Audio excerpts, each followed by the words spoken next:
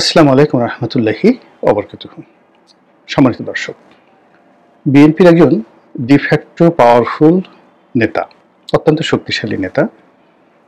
রাজনৈতিকভাবে তার কোনো দলে ওরকম পদ পদবি না থাকলেও বিএনপির যে পেশাজীবী পাওয়ার রয়েছে, পেশাজীবীদের যে শক্তি রয়েছে, সেই শক্তিমত্তার সবচাইতে যে গুরুত্বপূর্ণ সেক্টর সেটা হলো সচিবালয়।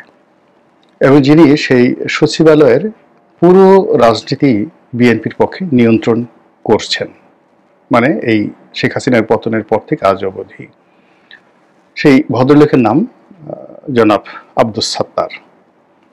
তো তিনি বেগম খালেদা জিয়ার ব্যক্তিগত সচিব এবং তার যে পদমর্যাদা, আগে হয়তো ডিপটি সেক্রেটারি ছিল, কিন্তু শেখ হাসিনার পতনের পর তাকে যে বঞ্চিত করা হয়েছে, সেই বঞ্চনাকে তিনি ভূতাপেক্ষা প্রমোশন দিয়ে এখন তিনি পূর্ণ সচিব পদমর্যাদার একজন সাবেক আমলা। এবং তিনি মূলত সচিবালয়ে বেসরকারিভাবে নিয়ন্ত্রণ করছেন। আর অফিসার্স ক্লাব, যেটা সাবেক এবং বর্তমান যারা সিভিল অ্যাডমিনিস্ট্রেশনের কর্মকর্তা, তাদের একটা, যাকে বলা হয়, এটা রাওয়া ঠিক নয়, সেনাবাহিনীর যেমন রাওয়া তার চেয়ে শক্তিশালী। এই কারণে হলো অফিসার্স ক্লাবে বর্তমান এবং সাবেক আমলা সবাই এটার সাথে সম্পৃক্ত। তো সেই ক্লাবটিতে এখন তিনি সভাপতি না সেক্রেটারি আমি বলতে পারবো না, তবে তার নিয়ন্ত্রণে পুরো ঢাকা অফিসার্স ক্লাবটি চলছে। এবং এই অফিসার্স ক্লাব যাদের নিয়ন্ত্রণে থাকে, তাদের নিয়ন্ত্রণে সচিবালয় থাকে, এবং তারাই রাষ্ট্র ক্ষমতায় আছে বলে দীর্ঘদিন ধরে আমরা জানি। তো মিস্টার সাত্তার, তার এই মুহূর্তে তিনটি পরিচয়। প্রথম পরিচয় হলো তিনি বিএনপির power house, supreme power house Begum Khaleda Zia, তার ব্যক্তিগত সচিব। জনাব তারেক রহমানের বিশ্বস্ত ভ্যানগার্ড, এক নম্বর ভ্যানগার্ড, মানে কর্মকর্তাদের মধ্যে, অফিস বেয়ারার যাদেরকে বলা হয় তাদের মধ্যে।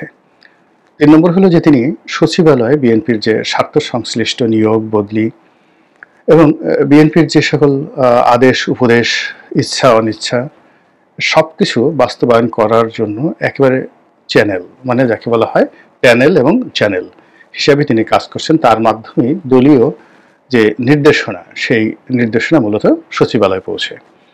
এখন সরকারের বেশ কয়েকজন সাবেক আমলা রয়েছেন, যেমন কামাল সিদ্দিকী সাহেব রয়েছেন, তিনি বয়স্ক মানুষ, এখন হয়তো রাজনীতি করেন না। ইসমাইল জবিউল্লাহ সাহেব আছেন সাবেক সচিব, কিন্তু সাত্তার সাহেবের যে প্রভাব প্রতিপত্তি, তার কাছে আসলে অন্যান্য যে সকল বিএনপি পন্থী সাবেক আমলা রয়েছেন তাদের পাওয়ার একেবারে বলতে গেলে শূন্য। তো সেই মানুষটি জনাব আব্দুস সাত্তার, তিনি অতি সম্প্রতি সরকারের 8 জন উপদেষ্টা, বর্তমান সরকারের 8 জন উপদেষ্টা একেবারে ক্লিয়ারলি মেনশন করে তিনি বলেছেন যে এই 8 জন উপদেষ্টা গুরুতর ভয়ঙ্কর দুর্নীতির সঙ্গে জড়িত, এবং এ সকল জড়িত দুর্নীতির ব্যাপারে তথ্যপাত্য এবং প্রমাণপত্র তার কাছে রয়েছে। এই কথাগুলো তিনি একটি অনুষ্ঠানে বলেছেন এবং স্পষ্টতই সে সকল উপদেষ্টাদেরকে তিনি হুমকি দিয়ে বলেছেন। কারণটা হলো যে এই সচিবালয়ের বর্তমান যে নিয়োগ বদলি, তারপরে আরও যে সকল অনিয়ম রয়েছে, দুর্নীতি রয়েছে, এই সকল কিছুর সঙ্গে এই 8 জন যারা উপদেষ্টা রয়েছেন তাদের অনেকের সম্পৃক্ততা রয়েছে। এর বাইরে টেন্ডারবাজি থেকে শুরু করে অন্য যে সকল আর্থিক কেলেঙ্কারি রয়েছে, সেগুলোর সঙ্গে হয়তো এই 8 জন উপদেষ্টার যে সম্পৃক্ততা, এটা জনাব আব্দুস সাত্তারকে সঙ্গত কারণে বিক্ষুব্ধ, সংক্ষুব্ধ এবং যাকে বলা হয় উত্তেজিত করেছে। এবং তিনি এমন একটা সময়ে এই কথাটি বললেন, এবং যা কিনা সরকারের ভিতরে এবং বাইরে রাজনৈতিক অঙ্গনে রীতিমতো তোলপাড় শুরু হয়েছে। এবং তার এই বক্তব্যের মাধ্যমে বিএনপির সঙ্গে বর্তমান ডক্টর মোহাম্মদ ইউনূস সরকারের যে একটি নতুন দহরম মহরম সম্পর্ক, এবং বিএনপির উপর নির্ভর করার যে একটা প্রবণতা ডক্টর মোহাম্মদ ইউনূস দেখাচ্ছেন, বিএনপিকে নির্ভর করে বা বিএনপির উপর ভর করে তিনি যে নিরাপদ প্রস্থানের কথা চিন্তা ভাবনা করছেন, যার কারণে তার এই গত 1 বছরে যারা ঘনিষ্ঠজন ছিলেন, যারা তাকে ক্ষমতায় বসিয়েছেন বলে তিনি গর্ব ভরে বলতেন, এবং গত 12 মাসে ক্ষমতা পরিচালনার জন্য যারা, যাকে বলা হয় পাওয়ার উইংস হিসাবে কাজ করেছেন, সে সকল রাজনৈতিক দল, ব্যক্তি, গোষ্ঠী বলতে গেলে সবাই 180 ডিগ্রি অ্যাঙ্গেলে ডক্টর মোহাম্মদ ইউনূস থেকে দূরে সরে গিয়ে রাগে, ক্ষোভে, অভিমানে তারা এখন নিজেদের মানে গালে তারা নিজেরা খামচি দিতে যাওয়ার চেষ্টা করছেন। এ কি হলো? তো সেই অবস্থাতে জনাব সাত্তারের এই বক্তব্য সব মহলের সকল হিসাবকে এলোমেলো করে দিয়েছে। প্রথমত যে বিএনপির সঙ্গে কি সরকারের সম্পর্ক ভালো যাচ্ছে না? বিএনপি কি এই সম্পর্কটা রাখতে চাচ্ছে, নাকি এই মুহূর্তে যখন সরকার একেবারে নির্বাচনের ট্রেন্ড চালু করে দিয়েছে, নির্বাচন হওয়া মানেই সকল কিছু বিএনপি নিয়ন্ত্রণে, এবং খুব দ্রুত অর্থাৎ নির্বাচনের তফসিল যদি ঘোষণা হয় ডিসেম্বর মাসে, বলতে গেলে অক্টোবর নভেম্বর থেকে পুরো বাংলাদেশের প্রশাসন থেকে শুরু করে সব কিছুই অলিখিতভাবে বিএনপির নিয়ন্ত্রণে চলে যাবে, এটাই বাস্তবতা। তো সেখানে বিএনপির সবচেয়ে গুরুত্বপূর্ণ ব্যক্তি জনাব সাত্তার, তিনি যে বক্তব্য দিলেন, এটা সরকারের মধ্যে এবং বিএনপির মধ্যে, সচিবালয়ের মধ্যে এবং বিএনপির মধ্যে একটা বিরাট দূরত্ব, সংঘাত এবং সংঘর্ষ তৈরি করবে অনিবার্যভাবে। তাহলে সাত্তার সাহেব এই কথা বললেন কেন? এক, আর এই কথার প্রতিক্রিয়া কি হতে পারে, এই বিষয়গুলো নিয়ে আলোচনা করব। তো জনাব সাত্তার যে বক্তব্য দিয়েছেন তার প্রেক্ষিতে বিএনপির যে মহাসচিব, তিনি আবার কাউন্টার বক্তব্য দিয়েছেন। তিনি বলেছেন যে জনাব সাত্তার যে বক্তব্য দিয়েছেন সেটি তার একান্ত ব্যক্তিগত, এর সঙ্গে বিএনপির কোনো সংযোগ নেই এবং এটা বিএনপির দলীয় কোনো বক্তব্য নয়। বাস্তবতা হলো যে জনাব মির্জা ফখরুল সাহেব পলিটিক্যাল পার্সোনালিটি, রাজনীতি করেন, কিন্তু বিএনপি রাজনীতির যে কিচেন ক্যাবিনেট রয়েছে, তো সেখানে মূলত বেগম জিয়া এবং তার পরিবারের আপনজন এবং তার একান্ত বিশ্বস্ত যারা লোকজন রয়েছেন, তাদের যে ক্ষমতা, প্রভাব এবং দাপট, এই দাপটের সঙ্গে রাজনীতির মঞ্চে যে সমস্ত লোকজন আছেন প্রকাশ্যের সামনের সারিতে, আসলে তাদের দাপটকে সবাই দাপট মনে করে না। ঠিক শেখ হাসিনারও একই অবস্থা। শেখ হাসিনার বাসায় দেখা গেল ওই যে একটা পিয়ন ছিল জাহাঙ্গীর, জাহাঙ্গীরের যে ক্ষমতা ছিল, ঠিক সেই ক্ষমতাটা তোফায়েল সাহেবের ছিল না। কিংবা ধরুন তার একটা পুরনো বাবুর্চি ছিল, নাম রমা, শেখ হাসিনার বাবুর্চি, এখন আছে কিনা জানি না, জীবিত আছে কিনা। তো রমার যে প্রভাব ছিল, সেই প্রভাব আসলে ওবায়দুল কাদের ছিল না, এটা হলো বাস্তবতা। তো এরকম আরো অনেক ঘটনা, ড্রাইভার, পিয়ন থেকে শুরু করে পরিবার পরিজনের যারা লোকজন, তারা সবাই। অন্যদিকে যারা শেখ হাসিনার ব্যক্তিগত সচিব ছিলেন, এপিএ ছিলেন, রাজনৈতিক পলিটিক্যাল এপিএ ছিলেন, জয়ের বন্ধু ছিলেন, যেমন মোহাম্মদ আরাফাত, তারপর আশরাফুল আলম খোকন, জুনায়েদ আহমেদ পলক, পুরো দলের কাঠামোতে তাদের যে একটা প্রভাব ছিল, প্রতিপত্তি ছিল, মানে জয় কেন্দ্রিক, তাদের সঙ্গে 2-4-10টা মন্ত্রী মিনিস্টার একত্রে বসেও মোহাম্মদ আরাফাতের একটা পশমের সমান শক্তিমত্তা দেখাতে পারতেন না। ঠিক এই জিনিসগুলো বিএনপিতে কোনো অংশে কম নয়, বরং অনেক ক্ষেত্রে অনেকে মনে করেন যে বেশি। এক্ষেত্রে ডবল হলো যে বেগম জিয়ার একটা প্রভাব তো এখন অবশ্যই আছেন, তার সঙ্গে সঙ্গে জনাব তারেক রহমান। এখন তারেক রহমান সাহেবের লন্ডনের বাসায় যারা ড্রাইভার আছেন কিনা জানি না, যদি থেকে থাকেন, একটা ড্রাইভার, তার পিয়ন, বাসার আর্দালি, তার বডিগার্ড, কিংবা তার এই টুকটাক কাজকর্ম করে দেয়, ফুড ফরমাস খাটে, এ সকল লোকদেরকে বিএনপির যারা অনেক বড় বড় প্রভাবশালী নেতা লন্ডন যেতে চায়, নেতার সঙ্গে দেখা করতে চায়, নেতার সঙ্গে একটা লাইন রাখতে চায়, নমিনেশন পেতে চায়, মন্ত্রী হতে চায়, এমপি হতে চায়, দলের পদ পদবি রাখতে চায়, তো তারা সবসময় খোঁজ করে যে জনাব তারেক রহমান সাহেব আসলে কাকে স্নেহ করেন, কাকে ভালোবাসেন। তো সেই মানুষটির তোয়াজ এবং তদবির করার জন্য দলের মধ্যে যে প্রতিযোগিতা হয়, এটা একেবারে ওপেন সিক্রেট। তো ওই যে বললাম যে কিচেন ক্যাবিনেট রয়েছে বেগম জিয়ার এবং বিএনপির পাওয়ার হাউসের, সেখানে উজিরে আজম একেবারে প্রধান ব্যক্তি হলো জনাব সাত্তার। ওনার সাথে বড় উজিরে আজম আর বিএনপির মধ্যে নেই। তো সেই মানুষটি যখন কথা বলেছেন, সেই কথার একটা ওয়েট আছে, গুরুত্ব আছে, এবং এই কথার অনেক, মানে এটা তারেক রহমান সাহেব জানুন বা না জানুন, তারপরে বেগম জিয়া জানেন বা না জানেন, বা এর সঙ্গে বিএনপির কোনো সম্পর্ক থাকুক বা না থাকুক, ডাজ নট ম্যাটার, আজকের দিন পর্যন্ত জনাব সাত্তারের যে প্রভাব প্রতিপত্তি, ক্ষমতা, দাপট, ফলে তার বক্তব্য এতটা গুরুত্বপূর্ণ যে বিএনপির যে কোনো নেতা সমস্বরে 100 বার বললে যা হবে, সত্তার সাহেব একবার বললে সেটার গুরুত্ব যারা জানেন বিএনপি রাজনীতি তাদের কাছে ওইরকমই মনে হয়। আমরা যারা বাইরে আছি আমরা ওইরকমই মনে করি।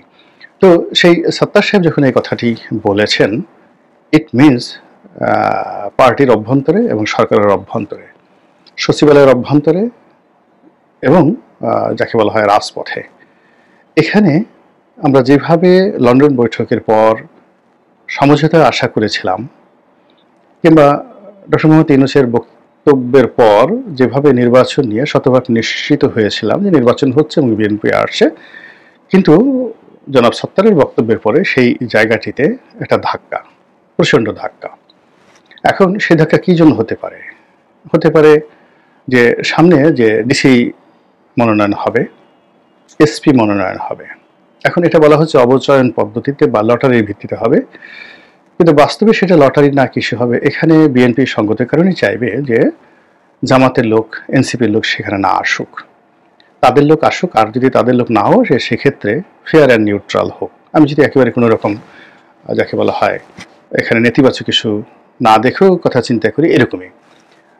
তো সেক্ষেত্রে যদি সরকারের কোনো প্ল্যান থাকে, জামাতের কোনো প্ল্যান থাকে, এনসিপির কোনো প্ল্যান থাকে, এটি মির্জা ফখরুল সাহেবের চাইতে সত্তার সাহেব বেশি বুঝবেন, বা অন্য যে কোনো নেতা মির্জা আব্বাস থেকে শুরু করে ডক্টর মঈন খান, তাদের চাইতে মূলত এই অফিসার্স ক্লাব কেন্দ্রিক যে বিএনপির নিউক্লিয়াসটি রয়েছে সেই নিউক্লিয়াস বেশি বুঝবেন।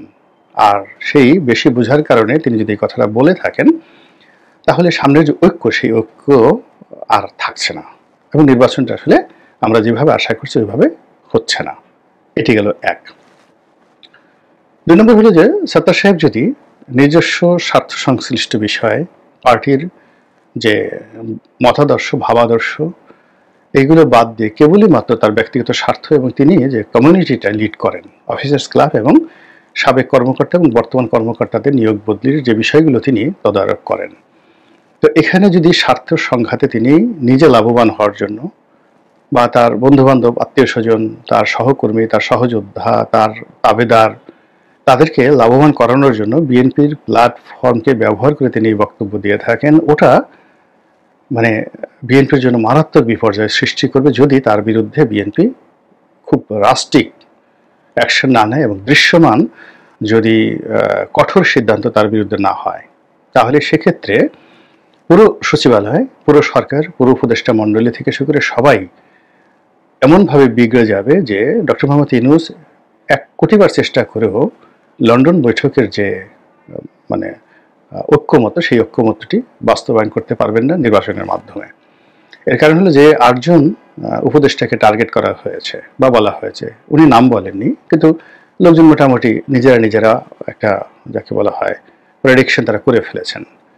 তো সেই উপদেষ্টা এবং সেই উপদেষ্টার সঙ্গে সম্পৃক্ত ধরুন 8টি মন্ত্রণালয়ের সচিব, এডিশনাল সচিব এবং তাদের যারা সহযোগী যদি ধরেন, সব মিলে ধরেন খুব প্রভাবশালী 100 জনের একটা নিউক্লিয়াস বা সিন্ডিকেট এই মুহূর্তে সত্তার সাহেবের বিরুদ্ধে চলে গেছে এবং একই সঙ্গে বিএনপির বিরুদ্ধে চলে গেছে, এবং তারা তারেক রহমান সাহেব সম্পর্কে এই মুহূর্তে ভয়ঙ্কর মনোভাব ধারণ করছেন যে কোনো কারণে যদি বিএনপি ক্ষমতায় আসে তাহলে আমাদের এই পুরো সিন্ডিকেটের পিঠের চামড়া থাকবে না।